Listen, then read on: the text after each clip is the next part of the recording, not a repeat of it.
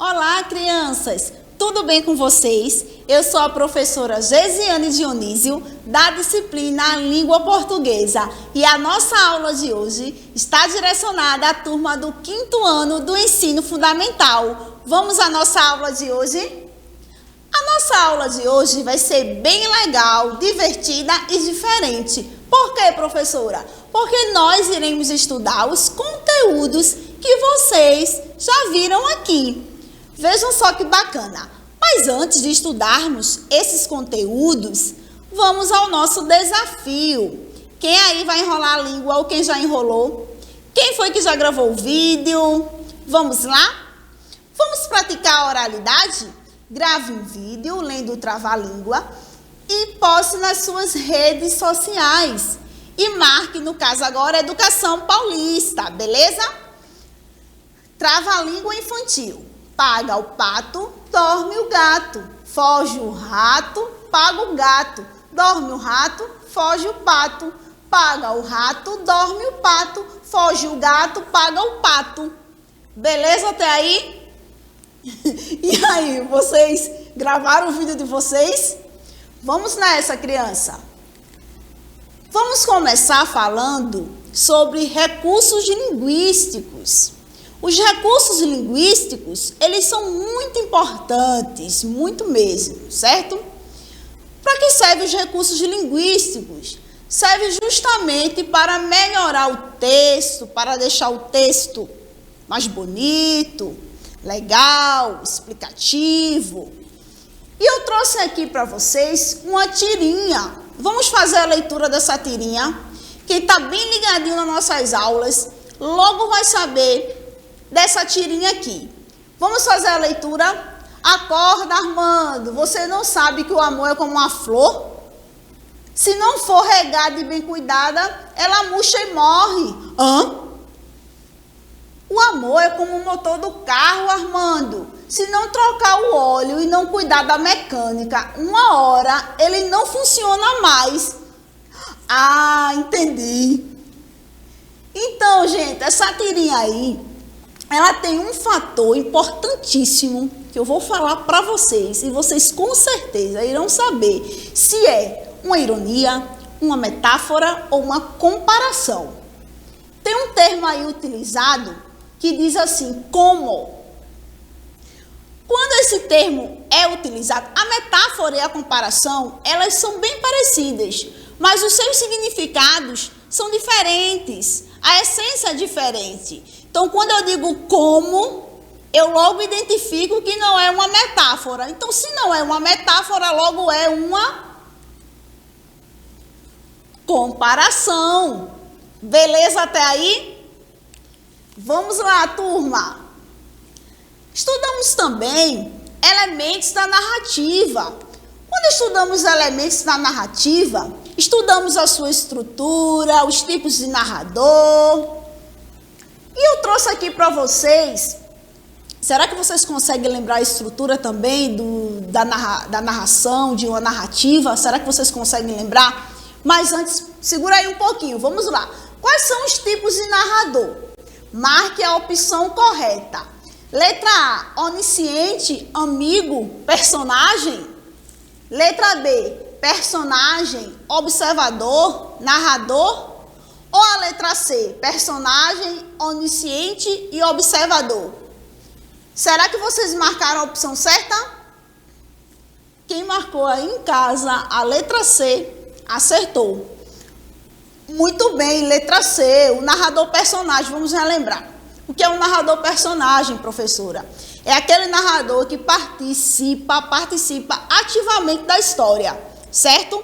Professora, o que é o narrador onisciente? Esse é o mais chique. É aquele narrador que já sabe de tudo que os personagens irão fazer na história, beleza? E o narrador observador é aquele narrador que ele participa da história, mas ele participa de forma indireta, ou seja, ele observa. E o personagem não, ele já participa ativamente, ou seja, de maneira direta. Beleza até aí? Tempos verbais. Quando estudamos tempos verbais, primeiro de tudo é importante saber o que é verbo. Verbos são palavras que exprimem ação, estado ou fenômeno da natureza. Por que é importante primeiro saber o que é verbo? Porque você só vai identificar o tempo verbal se você primeiro identificar o verbo. Aí você vai perceber se esse verbo ele está no passado, no presente ou no futuro. No presente. Quando o verbo está no presente, é o que está acontecendo no momento. No passado, é o que já aconteceu. E no futuro, é o que ainda irá acontecer. Ou seja, tempos verbais é passado, presente e futuro. Sim, mas o que é verbo? Você só vai saber identificar o tempo verbal, primeiro identificando o verbo. Beleza até aí? A primeira frase que eu trouxe para vocês é o seguinte. Os alunos saíram da aula. O verbo aí é sair. Saíram. Essa frase está no passado, no presente ou no futuro? Vocês aí de casa. Muito bem. Passado, saíram. Estou muito feliz. Passado, presente ou futuro? Vamos lá, turminha. Muito bem. Presente. Dormirei o dia todo se for preciso. Lembram o que ainda irá acontecer? Se é dormirei, significa que ainda eu vou dormir, beleza? Então, essa frase ela está classificada, ela está no futuro. O tempo verbal dela é futuro, beleza? Vamos lá. Continuando ainda e falando sobre os elementos da narrativa. Eu não coloquei juntinho para vocês não já ir respondendo. Vamos lá. Qual é a estrutura da narrativa? Quem é que lembra? Seria letra A, desenvolvimento, opinião e apresentação. Letra B, apresentação, desenvolvimento, clímax e desfecho. Ou letra C, desfecho, desenvolvimento e lógica. Vocês aí de casa marcariam qual? Vamos ver se vocês acertaram. Vamos ver. Muito bem, gente. Chaminézinho acertou. Chaminézinho tá demais nessa aula de revisão de conteúdos. Letra B, apresentação, desenvolvimento, clímax e desfecho. É justamente a estrutura da narrativa. Vamos já lembrar o que é cada um? Apresentação, o tema que você está apresentando, o conteúdo, o desenvolvimento, é o desenrolar da história. O clímax é justamente aquela parte, aquele ápice que a história ela começa a ficar bem. Ai, a história está ficando legal agora. Começa os conflitos, beleza? É o clímax, é os conflitos. O desfecho é justamente a conclusão, é o final da história. Beleza até aí? Então, esses são elementos estruturais da narrativa. Beleza? Vamos lá. E polissemia. Quem é que lembra o que é polissemia? Vamos ver se vocês conseguem lembrar o que é polissemia. Eu vou dar um exemplo aqui de uma palavra polissêmica. Manga. Quando eu falo manga, eu posso estar me referindo a manga, fruta, e posso também estar me referindo à manga aqui, ó, da minha blusa. Beleza? Até aí? Será que com esse exemplo vocês conseguem marcar a opção certa aqui? Eu acredito que sim. Então vamos ler. Marque um X na opção que define a palavra polissemia. Letra A. Polissemia é a propriedade que uma mesma palavra tem de apresentar mais de um significado nos múltiplos contextos em que aparece. Letra B. Polissemia é um grupo de palavras com significados semelhantes, baseados no exemplo que eu falei para vocês. Vocês marcariam que opção? Escutei alguém dizendo aí. Letra A, muito bem. Quem marcou a letra A está, ó, corretinho, muito bem. A polissemia é justamente uma palavra que apresenta vários significados. Depende do seu contexto. Beleza até aí? Vamos lá. Vamos para o nosso desafio. Mas antes de irmos para o nosso desafio, vamos recapitular e ver se você aí de casa consegue responder esses conteúdos que já foram estudados. Quem é que consegue dizer para mim aí de casa quais são os tempos verbais?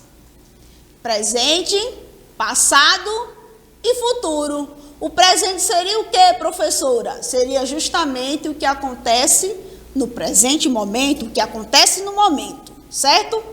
O futuro seria o quê? O que ainda irá acontecer. E o passado é o que já aconteceu.